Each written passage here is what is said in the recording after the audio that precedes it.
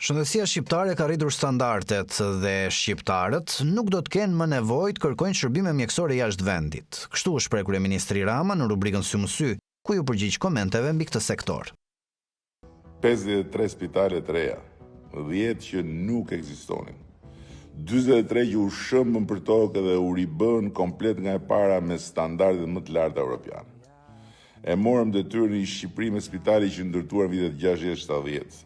Edhe ishin vetëm arnuar në vitet 90-2000, një tmerr, me shtretër lufte akoma, me batanija nga ato ushtarakën me qime si letër zmeril, banjot me ujrrjedhje në korridor gjithandej, ilaçe harroje, pajiset për operacionet ishin të shekut kaluar, niveli sterilizimit mysybet. Sipas kryeministrit, përmirësimi i infrastrukturës shëndetësore ka përfshirë dhe qendrat lokale, ndërsa pagat e mjekëve dhe infermierëve janë rritur ndjeshëm.